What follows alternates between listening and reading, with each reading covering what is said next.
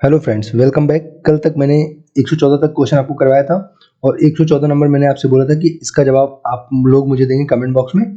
तो इसका जो सही जवाब होगा वो ऑप्शन नंबर डी होगा। देवरा का सबसे पहले हो जाएगा, फिर चौसा, कन्नौज और बिलग्राम। चौसा कन्नौज आप बिल्कुल याद रखना, शेर शाह सूरी और हुमायूं के बीच में लड़े गए थे, है ना। और इनकी अगर डेट की बात करें तो 1539 और 1540, ये दोनों आप याद रखना, चौसा और कन्नौज। बाकी तो इतनी इंपॉर्टेंट नहीं है।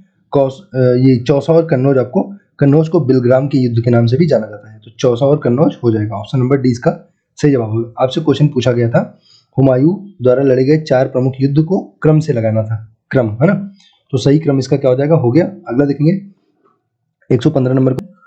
यहाँ पर लिखा, भारत में सर्वाधिक अनुसूचित जाति जनसंख्या वाला प्रदेश कौन सा है। अनुसूचित जाति जनसंख्या की बात कर रहे हैं, नंबर ऑफ अनुसूचित जाति की बात कर रहे हैं, अनुसूचित जाति जनसंख्या की बात कर रहे हैं। तो अनुसूचित जाति जनसंख्या के हिसाब से अगर देखा जाए तो उत्तर प्रदेश राज्य जो है टॉप पर है। लेकिन अगर यही बात करता है अनुसूचित जाति प्रतिशत वाला, है ना, अगर बात आपसे पूछता प्रतिशत में सबसे ज्यादा कहाँ पर है, तो ये हो जाता है आपका पंजाब राज्य। इसका सही जवाब हो जाता है पंजाब राज्य। अगर प्रतिशत में पूछता अनुसूचित जाति परसेंटेज सबसे ज्यादा किस राज्य में है, तो पंजाब राज्य में हो जाता। और जनसंख्या में पूछ रहा है, नंबर में पूछ रहा है ना, तो उत्तर प्रदेश राज्य इसका सही जवाब हो जाएगा। यहीं पे अगर अनुसूचित जनजाति की बात करता है, एसटी की अगर बात करता, तो इसका सही जवाब हो जाता मध्य प्रदेश। प्रतिशत में भी और पॉपुलेशन में भी, दोनों में, प्रतिशत भी सबसे अनुसूचित जाति की सबसे ज्यादा, अनुसूचित जनजाति का प्रतिशत भी सबसे ज्यादा मध्य प्रदेश में है और आबादी भी सबसे ज्यादा अनुसूचित जाति की मध्य प्रदेश में है। तो अनुसूचित जनजाति की, सॉरी, अनुसूचित जाति वाला तो आप समझ गए हैं। नंबर में पूछेगा तो यूपी और परसेंटेज में पूछेगा तो पंजाब। तो अच्छा क्वेश्चन है, काफी कंफ्यूजन रहती है, ध्यान रखना। अगला क्वेश्चन लिखा हुआ है, नेक्स्ट है कि भारत की 1/4 से अधिक नगरीय जनसंख्या किन 2 राज्यों में निवास करती है। तो यहाँ पे बताना आपको। तो नगरीय जनसंख्या की बात करें, नगरी की बात कर रहा है सबसे ज्यादा। देखो जनसंख्या की बात हो रही तो सिंपल सी बात है, यूपी वाला आंसर आपका बिल्कुल सही होगा। तो उत्तर प्रदेश के साथ महाराष्ट्र, क्योंकि नगरीय जनसंख्या की बात हो रही है, तो बिल्कुल यूपी में जो है, यूपी के साथ क्या हो जाएगा आपका, महाराष्ट्र सही जवाब हो जाएगा। अगला क्वेश्चन पूछ रहा है 117 नंबर देखेंगे, राजनीतिक सुधारों को लेकर विरोध करने वाले पहले भारतीय कौन थे। आपसे पूछा विरोध करने वाले पहले भारतीय कौन थे। तो राजनीतिक सुधारों को लेकर विरोध करने वाले पहले भारतीय अगर आपसे पूछेगा तो क्या हो जाएगा, बाल गंगाधर तिलक इसका सही जवाब हो जाएगा। और बाल गंगाधर तिलक के बारे में आप जानते हो, उन्होंने बोला था स्वराज मेरा जन्म सिद्ध अधिकार है और इसे लेकर रहूंगा, बाल गंगाधर तिलक ने कहा था। इनकी पुस्तक का नाम याद रखना, गीता रहस्य। गीता रहस्य इनकी पुस्तक का नाम है, बाल गंगाधर तिलक। और 1916 में होम रूल लीग की स्थापना इन्होंने की थी, बाल गंगाधर तिलक ने, ठीक है। दादा भाई नौरोजी के बारे में अगर बात करें हम लोग, तो इन्हें भारत का वयोवृद्ध पुरुष कहते हैं और ब्रिटिश संसद में चुने जाने वाले पहले भारतीय थे। और 1906 के कलकत्ता अधिवेशन की अध्यक्षता इन्होंने की थी। और इसी वाले अधिवेशन में, 1906 वाले कलकत्ता अधिवेशन में, इन्होंने स्वराज शब्द का पहली बार प्रयोग किया था, स्वराज। और पूर्ण स्वराज की अगर बात करेगा तो पूर्ण स्वराज आप सबको पता है 1929 लाहौर हो जाएगा, जवाहरलाल नेहरू। तो स्वराज शब्द का प्रयोग पहली बार किसने किया, दादा भाई नौरोजी ने 1906 के कलकत्ता अधिवेशन में पहली बार स्वराज का प्रयोग किया। और दादा भाई नौरोजी की पुस्तक का क्या नाम है, poverty and un British rule in India. दादा भाई नौरोजी की पुस्तक का नाम है। इन्होंने धन का निष्क्रमण सिद्धांत, ब्रेन ड्रेन थ्योरी भी दी थी। ये सारी बातें ध्यान रखना। राजा राम मोहन राय जी की अगर बात करें हम लोग, तो राजा राम मोहन राय को राजा की जो उपाधि जो अकबर द्वितीय ने दी थी, अकबर द्वितीय ने इनको राजा की उपाधि दी थी। और इनकी समाधि जो है इंग्लैंड के, अगर बात करें हम लोग, इंग्लैंड के ब्रिस्टल में है ना, ब्रिस्टल। तो ब्रिस्टल में आप ध्यान रखना, इंग्लैंड के ब्रिस्टल में इनकी समाधि है राजा राम मोहन राय की। और इन्होंने देखें, आपको देखना है वेदांत कॉलेज और मिरातुल अखबार, है ना, मिरातुल अखबार नाम से एक रचना लिखी थी और वेदांत कॉलेज की स्थापना की थी। और बाकी ब्रह्म समाज की स्थापना आप सबको पता ही है ना, 1828 में ब्रह्म समाज की स्थापना करते हैं और 1829 में सती प्रथा का अंत करते हैं लॉर्ड विलियम बेंटिंग के साथ मिलकर, है ना। तो ये सारी बातें आपको ध्यान रखना है। आधुनिक भारत का जनक कहा जाता है राजा राम मोहन राय को। पाश्चात्य शिक्षा के काफी समर्थक ये माने जाते हैं, पाश्चात्य शिक्षा के समर्थक माने जाते हैं राजा राम मोहन राय। तो आपसे यहाँ पे क्वेश्चन क्या पूछा था, क्वेश्चन पूछा था आपसे, जस्ट वेट, राजनीतिक सुधारों को लेकर विरोध करने वाले पहले, आपसे पूछा था पहले भारतीय कौन थे विरोध करने वाले। तो पहले भारतीय की अगर बात, बाल गंगाधर तिलक पहले भारतीय हो जाएंगे। अगला क्वेश्चन देखेंगे, संसार में सर्वाधिक नगरीकृत देश क्या है। कुछ इसमें कहने के लिए नहीं है, सिंगापुर सबसे ज्यादा नगरीकृत देश हो जाएगा, सिंगापुर। जर्मनी की बात करें तो उसको ध्यान रखना, ब्लैक फॉरेस्ट यहाँ पे है ब्लैक फॉरेस्ट के लिए जाना जाता है जर्मनी। ब्लैक फॉरेस्ट आपसे पूछता है कि किस देश में, जर्मनी में हो जाएंगे। और बात अगर हम लोग यहाँ पे करेंगे जापान की, तो जापान को बोला जाता है उगते हुए सूरज का देश या निप्पन का देश, उसको बोलते हैं निप्पन, है ना, निप्पन, ठीक है, निप्पन या उगते सूरज का देश बोला जाता है जापान को। और नॉर्वे को बोलते हैं मध्य रात्रि की सूर्य का देश, है ना। ये सारी बातें आपको ध्यान रखनी है। अगला देखेंगे भील जनजाति, आपको बताना है कहाँ पे है। तो देखिए पिछली वीडियो मैंने बताया था भील और गोंड जो है मध्य प्रदेश की जनजातियां हैं, भील और गोंड, है ना। और वहीं पे मैंने आपको थारू बताई थी, याद होगा आपको, थारू मैंने कहा था कि यूपी की जनजाति है और ये दीपावली को शोक के पर्व के रूप में मनाती है, शोक पर्व के रूप में मनाती है, शोक, है ना, शोक, ठीक। दीपावली को शोक का पर्व मनाती है थारू जनजाति, जो कि यूपी में रहती है। लेकिन यहाँ पे क्योंकि मध्य प्रदेश नहीं है, इसलिए इसका सही जवाब झारखंड हो जाएगा। और झारखंड की एक बहुत महत्वपूर्ण है मुंडा, है ना, मुंडा ध्यान रखना, झारखंड की जनजाति है, ठीक है। तो भील कहाँ की हो जाएगी, झारखंड की। झारखंड ऑप्शन में ना होता तो मध्य प्रदेश सही हो जाता, है ना। अगला क्वेश्चन देखेंगे, एक उच्च न्यायालय का न्यायाधीश अपना त्यागपत्र किसको देगा। तो देखिए ये क्वेश्चन बढ़िया है, काफी कंफ्यूजिंग क्वेश्चन रहता है। ये बात कर रहा है त्यागपत्र की, उच्च न्यायालय की, हाई कोर्ट की बात कर रहा है। उच्च न्यायालय का जो न्यायाधीश है वो त्यागपत्र किसको देगा, तो त्यागपत्र राष्ट्रपति को देता है। लेकिन अगर बात करें शपथ की, है ना, अगर बात करें शपथ की, तो जो ये शपथ लेगा वो लेगा किसके सामने, गवर्नर के सामने लेता है, राज्यपाल के सामने लेता है। राज्यपाल इसके सामने और ये राज्यपाल के सामने, ये दोनों। अगर बात करें यहाँ उच्च न्यायालय के मुख्य न्यायाधीश जो होते हैं वो किसके सामने शपथ लेते हैं, गवर्नर के सामने, और गवर्नर इनके सामने लेते हैं। ये दोनों एक दूसरे के सामने शपथ लेते हैं, लेकिन दोनों की नौकरी कौन लगवाता है, राष्ट्रपति लगवाता है। और दोनों किसको त्यागपत्र देते हैं, राष्ट्रपति को त्यागपत्र देते हैं। ये चीज ध्यान रखना, मतलब जॉब देता राष्ट्रपति है और लेता भी राष्ट्रपति है। शपथ आपस में एक दूसरे के सामने करते हैं। कंफ्यूजिंग क्वेश्चन है, क्लियर करके रखना, ध्यान रखना। अगला क्वेश्चन देखेंगे। अगला क्वेश्चन लिखा, भारतीय संविधान में कितनी भाषाएं क्षेत्रीय भाषाओं के रूप में जानी जाती हैं। आपको बताना है, मतलब जो 8वीं अनुसूची है, 8th जो शेड्यूल है, उसमें कितनी भाषाएं हैं। तो आप सबको पता है 8वीं अनुसूची में 22 भाषाएं हैं। प्रारंभ में 14 भाषाएं हुआ करती थी, पहले 14 भाषाएं थी, लेकिन पहले 21वां संविधान संशोधन होता है, 21वां, उसमें सिंधी जोड़ी जाती है। कब, 1967 में इसमें सिंधी जोड़ी जाती है, सिंधी, है ना, सिंधी जोड़ी जाएगी। 21वां संविधान संशोधन, उसके बाद 21वें के बाद कौन सा होता है, 71 होता है। 71 71वां हो जाएगा, 71वां। और 71वां संविधान संशोधन 1992 में होगा, ठीक है। यहाँ पे नमक जोड़ा जाएगा, नमक, यानी कि नेपाली, मणिपुरी और कोंकणी हो जाएगा। और उसके बाद 92वां संविधान संशोधन होता है 2003 में। और यहाँ पे क्या जोड़ा जाता है, BDMS, बोडो डोंगरी मैथिली संथाली, बोडो डोंगरी मैथिली संथाली। तो इस तरह से आप देखेंगे 4 3 7 और 1 8, तो 14 + 8 करेंगे तो कितनी भाषाएं हो जाएंगी, टोटल 22 भाषाएं हो जाएंगी 8वीं अनुसूची में। ये देखना 21वां, 71वां और 92वां संविधान संशोधन है, कौन कौन सी भाषा कब जोड़ी गई, बहुत इंपॉर्टेंट है, ध्यान रखना। अगले क्वेश्चन पे चलते हैं। भारतीय संविधान में शामिल है, आपको बताना है कितने अनुच्छेद हैं, कितनी अनुसूचियां और कितने भाग हैं। तो काफी बेसिक क्वेश्चन है, कोई समस्या नहीं। यहाँ पे ऑप्शन नंबर फर्स्ट सही हो जाएगा। अगर प्रारंभ की बात करें तो प्रारंभ में अगर देखें तो 22 भाग यहाँ पे लिखा हुआ है, लेकिन अनुसूचियां कितनी थी, प्रारंभ में 8 अनुसूचियां थी। अगर आपसे पूछे प्रारंभ में कितनी अनुसूचियां थी, तो 8 अनुसूचियां हुआ करती थी, लेकिन वर्तमान में कितनी अनुसूचियां हैं, 12। तो 22 भाग हैं, 12 अनुसूचियां हैं और 395 अनुच्छेद हैं। 22 भाग के बारे में आपको मालूम होना चाहिए, इसको जरूर देख के जाना, पेट में पूछे जाने की संभावना है। और 12 अनुसूचियां भी आपको याद रहना चाहिए, ठीक है। अगला क्वेश्चन देखेंगे, संविधान को 26 जनवरी के दिन लागू करने का निर्णय किस लिए किया गया। आपको बताना है 26 जनवरी के दिन संविधान क्यों लागू किया गया, ये बताना है कि उसके पीछे क्या कारण था। तो आप सबको मालूम भी होगा, फर्स्ट ऑप्शन इसका सही हो जाएगा।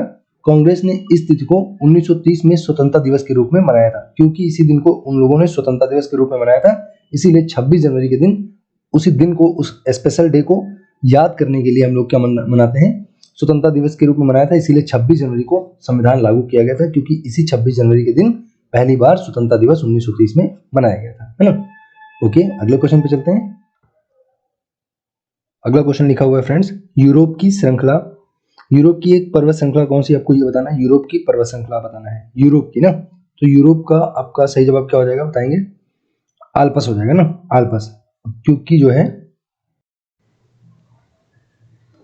क्योंकि एंडीज जो हो जाएगा दक्षिणी अमेरिका की पर्वत श्रृंखला हो जाएगी, एंडीज जो है दक्षिणी अमेरिका की हो जाएगी, ध्यान रखना, दक्षिणी अमेरिका की।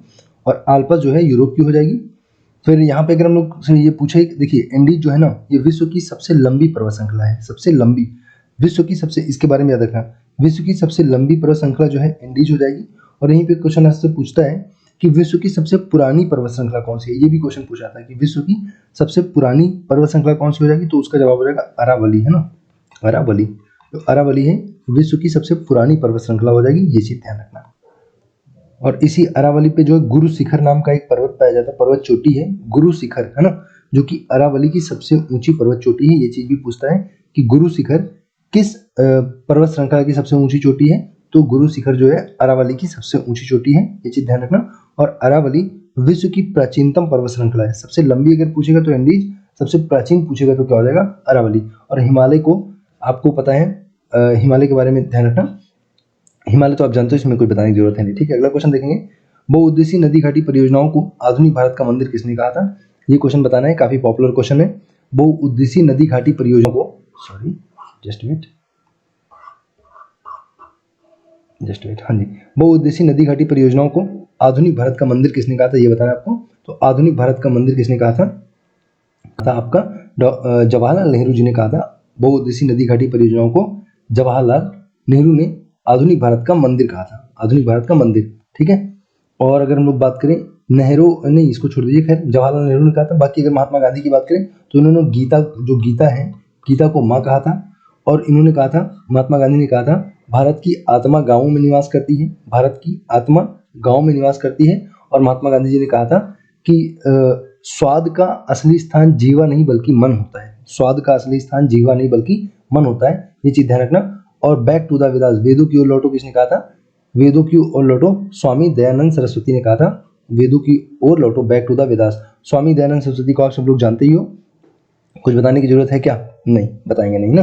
अगला क्वेश्चन देखें, फिर यहाँ पे लिखा है कि चट्टान पर उगने वाले पादप क्या कहलाते हैं। तो देखिए, आप अगर हिंदी का पर्यायवाची आप जानते हैं तो चट्टान का पर्यायवाची यहाँ पे दिए गए ऑप्शन में क्या होगा, सैल होगा, सैल, है ना। तो चट्टान पे उगने वाले पौधों को क्या बोलते हैं, सैलोद्भिद बोलते हैं। और लवणोद्भिद क्या हो जाएंगे, जो ज्यादा लवणी जमीन होगी, जहाँ पे ज्यादा सॉल्ट होगा, वहां पे जो उगेंगे लवणोद्भिद हो जाएंगे। और उसके बाद मरुद्भिद की अगर बात करें, ये बहुत इंपॉर्टेंट है, मरुद्भिद सबसे ज्यादा इंपॉर्टेंट हो जाएगा, जो शुष्क भूमि में उगते हैं, शुष्क भूमि में, शुष्क भूमि पर उगने वाले पौधों को मरुद्भिद कहा जाता है। इसको जरूर ध्यान रखना, ऑप्शन नंबर सी वाला ध्यान रखना। तो फिलहाल चट्टान पूछा था तो सैलोद्भिद हो जाएगा इसका सही जवाब। अगला क्वेश्चन है, अगला क्वेश्चन लिखा है कि जल वाष्प ताप पर थर्मामीटर को नामांकित करने का उपकरण कौन सा है। तो देखिए, यहाँ पे जल वाष्प की बात कर रहा है, तो जल वाष्प किससे मापते हैं हम लोग, हाइग्रोमीटर से मापा जाता है, हाइग्रोमीटर से। तो एक तरह से जल का जो है आर्द्रता की बात चल रही है, आर्द्रता ना, आर्द्रता किसे मापते हैं हम लोग, हाइग्रोमीटर से। और अगर पूछता है यहीं पे कि आपसे घनत्व पूछता है ना, जल का घनत्व, जल का अगर घनत्व, जल का घनत्व पूछता, जल का घनत्व, ठीक है, तो जल का घनत्व अगर पूछता तो हाइड्रोमीटर हो जाता है, हाइड्रोमीटर से जल का घनत्व मापते हैं और हाइग्रोमीटर से आर्द्रता मापते हैं। दोनों को ध्यान रखें, नमी या आर्द्रता मापते हैं हाइग्रोमीटर से, और हाइड्रो से जल का घनत्व मापते हैं। पायरोमीटर से क्या मापते हैं, उच्च ताप मापते हैं, पायरोमीटर से उच्च ताप मापते हैं। बाकी दोनों इंपॉर्टेंट है नहीं, है ना। तो इसका जो सही जवाब हो जाएगा ऑप्शन डी हो जाएगा ना। अगला क्वेश्चन देखेंगे, अगला 140 नंबर लिखा है, यस 140 में लिखा है, किसी निश्चित क्षेत्र में प्राणियों की संख्या की सीमा जिसे पर्यावरण समर्थन कर सकता है क्या करती है। बढ़िया क्वेश्चन है, काफी अच्छा क्वेश्चन है, समझने वाला क्वेश्चन है। किसी निश्चित क्षेत्र में प्राणियों की संख्या की सीमा, मतलब एक सीमा तक, जिस सीमा तक पूछ रहा है कि पर्यावरण जिसे समर्थन कर सकता है, मतलब पर्यावरण जिसको झेल सकता है, सीधी सीधी भाषा में कहें, है ना, कि जिस सीमा तक पर्यावरण लोगों को झेल सकता है, प्राणियों की संख्या को झेल सकता है, उसे क्या कहते हैं। तो उसे क्या कहते हैं, बढ़िया, काफी इंटरेस्टिंग क्वेश्चन है, बताइए उसे क्या कहेंगे। जनसंख्या कहेंगे, वहन क्षमता कहेंगे, जनसंख्या, या जैव द्रव्यमान का पिरामिड कहेंगे, या उपरोक्त में से कोई नहीं। बताएंगे इसका सही जवाब क्या हो जाएगा। तो फ्रेंड्स, इसे बोलेंगे जनसंख्या या जैव द्रव्यमान का पिरामिड, जनसंख्या या जैव द्रव्यमान का पिरामिड, है ना, या ध्यान रखना, जनसंख्या या जैव द्रव्यमान का पिरामिड। अभी लेखपाल का पेपर हुआ था, वहां पे पूछा था कि जो तालाब होगा या समुद्र होगा, वहां पे जो पिरामिड होगा, जनसंख्या का जो पिरामिड होगा वो कैसा होता है, तो वो जो है उल्टा होता है, ध्यान रखना, उल्टा। अगर आपसे पूछे तालाब का जो है पिरामिड कैसा बनता है, तालाब में उल्टा पिरामिड बनता है, ध्यान रखना। हमें लगता है हम लोग ज्यादा नंबर क्वेश्चन पे चले गए क्या, पीछे क्वेश्चन को छोड़ गए हैं शायद, एक मिनट, हाँ जी, ये वाला छूट गया था ना, पीछे 128 से छूट गए थे। आइए देखते हैं, यहीं से देख लेते हैं 128 से, है ना। यहाँ पे लिखा विरंजक चूर्ण के लिए कौन सा कथन असत्य है। विरंजक चूर्ण के लिए आपको बताना है, तो बताएं, ये विरंजक चूर्ण के लिए असत्य कथन आपको बताना है। तो इसमें जो सही जवाब हो जाएगा ऑप्शन फर्स्ट हो जाएगा, जल में अविलेय। ये लिखा है कि जल में अधिक विलेय होते हैं, तो अधिक विलेय नहीं होते, जल में अविलेय होते हैं, बिल्कुल। तो जल में विलेय होते हैं, ये ऑप्शन गलत है, यही बताना कि असत्य कथन क्या है। बाकी सब ठीक है, हल्के पीले रंग का चूर्ण होता है, ऑक्सीकारक होता है, और उसके बाद तनु अम्ल की प्रतिक्रिया से क्लोरीन से निष्कासित करता है ना, क्लोरीन निष्कासित करता है। तनु अम्ल की प्रक्रिया से क्या निकलता है, तो क्लोरीन निकलता है, क्योंकि जो ये होता है विरंजक चूर्ण होता है वो क्लोरीन से मिलकर बना ही होता है। जो बुझा हुआ चूना होता है COH का होल ट्वाइस, CaOH का होल ट्वाइस जो होता है प्लस इसी के साथ Cl2 क्लोरीन। तो यहाँ पे जो विरंजक चूर्ण होता है वो कैल्शियम हाइड्रोक्साइड, जिसको क्या बोलते हैं, बुझा हुआ चूना, है ना। इसको थोड़ा ध्यान रखना, नाम याद रखना, फॉर्मूला भी, और इसका जो मैं साइंटिफिक नेम बोला हूँ, है ना, कैल्शियम हाइड्रोक्साइड। तो कैल्शियम हाइड्रोक्साइड के साथ क्लोरीन जब अभिक्रिया करती है तो क्या बनता है, विरंजक चूर्ण बनता है। इस चीज को ध्यान रखना, बाकी क्वेश्चन में कुछ ज्यादा इंपॉर्टेंट नहीं है ना। समझने वाली बात यहाँ पे विरंजक चूर्ण क्या है, तो कैल्शियम हाइड्रोक्साइड यानी बुझा हुआ चूना और क्लोरीन के साथ क्रिया करके विरंजक चूर्ण बनता है। सबसे महत्वपूर्ण आपको यहाँ पे ये याद रखना है, बुझा हुआ चूना का फॉर्मूला और इसका रासायनिक नाम कैल्शियम हाइड्रोक्साइड। बात करें क्लोरीन की, तो क्वेश्चन पूछा जाता है कि पानी को शुद्ध करने के लिए कौन सी गैस का प्रयोग करते हैं, तो क्लोरीन गैस का ही प्रयोग करते हैं। इस चीज का ध्यान रखना, ठीक है। बुझा हुआ चूना होता है कैल्शियम हाइड्रोक्साइड, और अगर आपसे कहे बिना बुझा हुआ चूना क्या होता है, तो CaO होता है, कैल्शियम ऑक्साइड होता है। ये बिना बुझा हुआ चूना होता है CaO, कैल्शियम ऑक्साइड है, और बुझा हुआ जो चूना है कैल्शियम हाइड्रोक्साइड हो जाएगा, CaOH का होल ट्वाइस। दोनों चीजें ध्यान रखना। और क्लोरीन का प्रयोग करते हैं पानी को शुद्ध करने के लिए, है ना। अगला क्वेश्चन देखेंगे, किस खनिज से रेडियम प्राप्त किया जाता है। आपको बताना है किस खनिज से रेडियम प्राप्त होता है। तो देखिए इसमें बहुत कुछ कहने के लिए नहीं है, ऑप्शन नंबर बी हो जाएगा, पिच ब्लेंड हो जाएगा, जिससे क्या प्राप्त किया जाता है, रेडियम प्राप्त किया जाता है। और यहाँ से अगर हम लोग आपको बात करें तो रेडान के बारे में थोड़ा ध्यान रखना। रेडान, है ना, रेडान जो है ये वायुमंडल में ना पाई जाने वाली अक्रिय गैस है, वायुमंडल में नहीं पाई जाने वाली, और इसका प्रयोग कैंसर के उपचार में किया जाता है। और आप ऑर्गन का याद रखना, ऑर्गन, है ना, ऑर्गन जो कि वायुमंडल में पाई जाने वाली एकमात्र अक्रिय गैस है, इसका थोड़ा नाम याद रखना। ऑर्गन और रेडान के बारे में जो मैंने आपको बताया है ना, ये अक्रिय गैस है।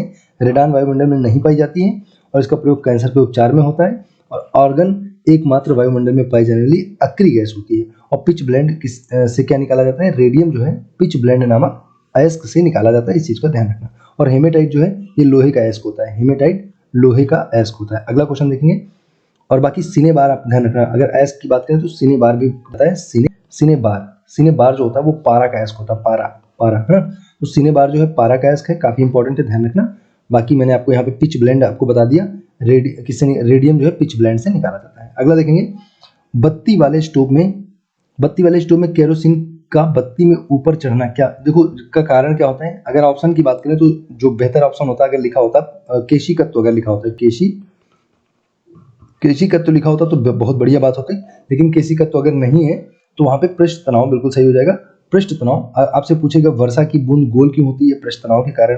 पूछता है जो सेविंग वाला ब्रश होता है, जो दाढ़ी बनाने वाला ब्रश होता है, पानी में डुबाने के बाद वो आपस में चिपक क्यों जाता है, जैसे उसके जो ऐसे रोए होते हैं आपस में चिपक जाते हैं सब, तो वो भी पृष्ठ तनाव के कारण होता है। वर्षा की बूंद गोल क्यों होती है, पृष्ठ तनाव के कारण। सेविंग ब्रश क्यों चिपक जाता है पानी में डुबाने के बाद, पृष्ठ तनाव के कारण। और बात करें केरोसिन में जो बत्ती में ऊपर तेल चढ़ता है उसमें कहीं ना कहीं पृष्ठ तनाव जिम्मेदार होता है। केशिकत्व तो अगर ऑप्शन में होगा तो वो बहुत अच्छा ऑप्शन माना जाएगा ना। अगला देखें, ठीक है। और बाकी विसरण वगैरह आप जानते हैं, परासरण चलो बता दे रहे हैं। विसरण, जस्ट वेट, विसरण क्या होता है, विसरण देखिए परासरण तो आप जानते हो क्या होता है, जब परासरण उसमें आपने पढ़ा होगा।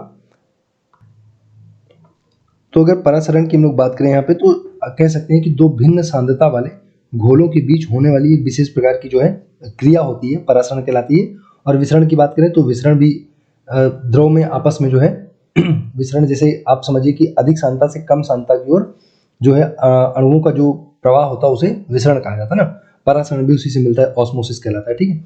अगला क्वेश्चन देखेंगे, ज्यादा इंपॉर्टेंट बात नहीं इसलिए उस पर बहुत ज्यादा फोकस करने की जरूरत नहीं। अगला देखेंगे, निम्नलिखित में से कौन सी विटामिन की खून के जमने में आवश्यकता होती है, ये बताना है। खून के जमने में कौन सी होती है सबको मालूम होगा, कोई समस्या नहीं। विटामिन क्या हो जाएगा, क्यू हो जाएगा, फिलोक्विनोन हो जाएगा विटामिन के। और विटामिन सी की बात करें तो आप सब जानते हो पैरिया हो जाता है, इसकी वजह से दांतों या मसूड़े में दिक्कत आ जाती है। विटामिन ए आप जानते हो रेटिनॉल, जो कि आंख की बीमारी के लिए जिम्मेदार होता है। और विटामिन ई टोकोफेरॉल, जो कि जनन क्षमता की बात करें। तो अगर विटामिन ई की बात करेंगे तो आप सब जानते हो टोकोफेरॉल इसको बोलते हैं, टोकोफेरॉल। तो टोकोफेरॉल में क्या हो जाएगा, यहाँ पे ये जनन क्षमता को प्रभावित करती है। और विटामिन ई रेटिनॉल होता है, जो कि आंख में जो आप कह सकते हो कि रतौंधी होती है उसके लिए जिम्मेदार होती है। और विटामिन सी होती है दांतों और मसूड़ों से संबंधित, आप समझ सकते हो, है ना। यहाँ पे मसूड़ों में क्या होता है, पस या ब्लड आने लग जाता है तो इसके लिए जिम्मेदार होती है। और इसको विटामिन सी को क्या बोलते हैं, स्कर्वी बोलते हैं। इसका साइंटिफिक नेम क्या है, स्कर्वी रोग होता है। और यहाँ पे मसूड़ों में दिक्कत आ जाती है ना, तो ये आपको समझ आती है। स्कर्वी जो है विटामिन सी हो जाएगा, और विटामिन के फिलोक्विनोन हो जाएगा, कोई समस्या नहीं। और विटामिन B6 क्या होता है, B6 पैराडॉक्सिन होता है ना, पैराडॉक्सिन हो जाएगा, विटामिन B6 पैराडॉक्सिन हो जाएगा, इसको ध्यान रखना है ना। अगला देखेंगे, अगला लिखा क्लोरोफिल में कौन सा धातु आयन पाया जाता है। बहुत अच्छा क्वेश्चन है। क्लोरोफिल में कौन सा धातु आयन पाया जाता है, आपको बताना कौन सी धातु पाई जाती है क्लोरोफिल में। क्लोरोफिल की अगर बात करें तो जो पौधों की पत्तियां हरी होती हैं वो किसके कारण होती हैं, क्लोरोफिल के कारण होती हैं। तो वही बताना आपको कि क्लोरोफिल में कौन सा धातु पाया जाता है, तो इसमें मैग्नीशियम पाया जाएगा, ये ध्यान रखना। और B12 जो विटामिन होता है B12, उसमें कोबाल्ट पाया जाता है B12 में, है ना। इसका सही जवाब मैग्नीशियम है, ध्यान रखना, अच्छा क्वेश्चन है। और बात करें लोहा, तो आपको सबको पता है हीमोग्लोबिन जो होता है, ब्लड का रंग जो लाल होता है हीमोग्लोबिन के कारण, वहां पे लोहा पाया जाता है ना। और जस्ता की बात करें जिंक की, तो जो लोहे के ऊपर जिंक की परत को चढ़ाने को क्या बोलते हैं, उसको बोला जाता है गैल्वेनाइजेशन या यसद लेपन बोलते हैं। ये क्वेश्चन पूछा जाता है, गैल्वेनाइजेशन, लोहे पर जस्ते की जो परत चढ़ाई जाती है उसको क्या बोलते हैं, गैल्वेनाइजेशन या यसद लेपन हिंदी में उसको बोला जाता है। अगला क्वेश्चन देखेंगे, आम की बीज रहित प्रजाति कौन सी, आपको बताना है। आम की बीज रहित, तो बीज रहित जो प्रजाति है वो हो जाएगी सिंधु, जिसमें बीज नहीं है। ऐसा आम है, ऐसा आम जिसमें क्या है, बीज नहीं पाया जाएगा। ये खतरनाक आम है, देख सकते हो, बिना बीज वाला यार आम तो कुछ ज्यादा ही खतरनाक बन गया ना, समझ लेना। हाँ, ऐसे थोड़ा आम आता है। तो आम की जो बीज रहित प्रजाति होती है वो सिंधु होती है। और आज मुझे बहुत दिनों के बाद पता चला कि मेरी ड्राइंग इतनी भयंकर वाली बुरी हो चुकी है, मतलब हो क्या चुकी थी, लेकिन आज तो फिर से पता चला ना। तो सिंधु जो है वो आम की कैसी प्रजाति है, बिना बीज वाली प्रजाति है। वो किससे मिलकर बनी होती है, वो रत्ना और अल्फांसो से बनी होती है। रत्ना प्लस अल्फांसो आम है, अल्फांसो, इन्हीं दोनों, अल्फांसो, रत्ना और अल्फांसो आमों से मिलाकर जो है बनाई गई एक बीज की प्रजाति है, आम की प्रजाति, जिसका नाम सिंधु है। इसमें बीज नहीं है, पूरा इसमें क्या है, पूरा का पूरा माल ही माल है, मतलब गुज्जा ही गुज्जा इसके अंदर, जो भी आप इसको बोलते हो ना। तो इसमें क्या नहीं है, बीज नहीं है। अगला क्वेश्चन देखेंगे, यहाँ पे लिखा हुआ निम्नलिखित में से कौन सा मनुष्य में अवशेषी अंग नहीं है, आपको बताना। अवशेषी अंग नहीं है, आपको बताना, बताएं। निक्टिंग पर्दा हो जाएगा, या फिर ऑप्शन बी हो जाएगा, ऑप्शन सी या ऑप्शन डी, बताएं, पढ़िए इसको। कौन सा अवशेषी अंग नहीं है, ये बताना है। 134 नंबर क्वेश्चन। तो इसका जो सही जवाब हो जाएगा वो हो जाएगा सामने वाले चपटे दांत। तो बिल्कुल दांत यहाँ पे अवशेषी अंग नहीं होंगे, आप सबको पता ही है। और बात करेंगे अगर हम लोग दांत की, देखिए बाकी सारे जो है अवशेषी अंग है, दांत यहाँ पे अवशेषी अंग नहीं होगा। बात करें दांत की, तो मनुष्य में 2 बार दांत जमते हैं। तो पूछता है कि जो दूध के दांत होते हैं उनकी संख्या कितनी होती है। तो मनुष्य में जो दूध के दांत होते हैं उनकी संख्या होती है 20। ये याद रखना, ये वाले दांत एक बार उगते हैं फिर टूट जाते हैं, दोबारा से उगते हैं ना। तो 20 दांत जो होते हैं वो होते हैं दूध के दांत, ठीक है। बाकी इसमें कुछ ज्यादा कहने के लिए है नहीं। और मनुष्य में 4 प्रकार के दांत होते हैं, ये भी ध्यान रखना, है ना। इंसीजर, कैनाइन, प्रमूलर और मूलर। 4 प्रकार के दांत होते हैं, इंसीजर, कैनाइन, प्रमूलर और मूलर, है ना। ये 4 प्रकार के दांत होते हैं, प्रमूलर और मूलर, ठीक है। तो प्रमूलर और मूलर 4 प्रकार के दांत होते हैं। अगला क्वेश्चन देखेंगे, तो यहाँ पे बताना था कि कौन सा अवशेषी अंग नहीं है। तो दांत नहीं है, आप सबको पता है, दांत का तो यूज हम लोग कर ही रहे हैं, तो दांत बिल्कुल अवशेषी अंग नहीं है। हाँ, अगले क्वेश्चन की बात करेंगे, उत्तर प्रदेश में रानी लक्ष्मीबाई बांध परियोजना निर्मित है, आपको बताना कौन सी नदी पर रानी लक्ष्मीबाई बांध परियोजना है। तो रानी लक्ष्मीबाई बांध जो परियोजना है वो हो जाएगी आपकी बेतवा नदी पर। बेतवा नदी पर एक और माता टीला काफी प्रसिद्ध है, माता टीला ना। तो माता टीला को भी ध्यान रखना आपको, बेतवा नदी पे पूछा जाएगा माता टीला किस पर है, तो बेतवा नदी पर हो जाएगा। रानी लक्ष्मीबाई बांध कहाँ पे, तो ये भी बेतवा नदी पर हो जाएगा। और अगर हम लोग बात करें चंबल नदी की, तो इस पर बड़ा प्रसिद्ध है गांधी सागर बांध चंबल नदी पर हो जाएगा, इसको थोड़ा ध्यान रखना। बात करें सोन और गंगा के संगम पर जो है पाटलिपुत्र शहर बसा हुआ है, जिसको किसने बसाया था, उदयन ने बसाया था, उदयन ने। सोन और गंगा के संगम पर पाटलिपुत्र शहर बसा हुआ, उदयन ने बसाया था, ठीक है। और बात करें घाघरा की, तो घाघरा जो है आपको पता है कहाँ से आती है, नेपाल से आती है। और गंगा जी में, ये गंगा में मिल जाती है, कहाँ पे मिलती है घाघरा, तो अपने छपरा में शायद मिल जाती है, गंगा में, है ना, देख लेना इसको। तो ये सारी बातें ध्यान रखनी। रानी लक्ष्मीबाई बांध आपको बताना था, तो बेतवा नदी पे रानी लक्ष्मीबाई और माता टीला बेतवा नदी पर दोनों बांध पाए जाएंगे। अगला अगर बात करें हम लोग पीली क्रांति, तो पीली क्रांति किससे संबंधित हो जाएगी, पीली क्रांति हो जाएगी आपके तिलहन से संबंधित, है ना। तिलहन से संबंधित हो जाएगी पीली क्रांति, कोई समस्या नहीं है। उसके बाद अगर मत्स्य की बात करें तो ये नीली क्रांति हो जाएगी, नीली क्रांति, है ना। और नीली क्रांति का जनक भी पूछता है कौन था, तो नीली क्रांति का जो जनक था वो था हरिलाल चौधरी नीली क्रांति के। और दूध की बात करें तो दूध का श्वेत क्रांति हो जाएगा, श्वेत क्रांति। और वर्गीज कुरियन हो जाएंगे, वर्गीज कुरियन, आप सब जानते हो दूध के लिए श्वेत क्रांति होती है। और वर्गीज कुरियन इसके जनक माने जाते हैं 1970, है ना। ये सन भी आपको याद रखना है, कब इसमें क्रांति लाई गई, कब रिवोल्यूशन किया गया। और बाकी खाद्यान्न के लिए हरित क्रांति होती है। एम एस स्वामीनाथन को आप सब जानते हो, है ना, 66-67 की बात चल रही है, लगभग 1960 का दशक यहाँ पे पूछा जाएगा, 60 का दशक, 1960 के दशक में हरित क्रांति का जनक कौन माना जाता है? एम एस स्वामीनाथन इंडिया में, और नॉर्मन ई बोलाग विश्व में माने जाते हैं हरित क्रांति के जनक। ये सारी बातें ध्यान रखना आप लोग।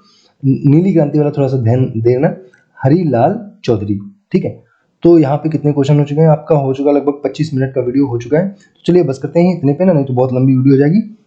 बाकी चैनल को आप लोग सारे लोग प्लीज सब्सक्राइब कर लेना, है ना, अपने हिसाब से इसको लाइक शेयर सब्सक्राइब करते रहिए, थोड़ा प्रमोट करते रहिए। छोटा सा चैनल है ना, आप लोग प्रमोट करके इसको थोड़ा सा ग्रोथ करवाइए, ठीक है, इससे मुझे इंस्पिरेशन मिलते हैं। तो ठीक है, आज यहीं तक रखते हैं, बाकी पेट के लिए इसी तरह से सीरीज में लगातार डालता रहूंगा। Thanks for watching and God bless you all.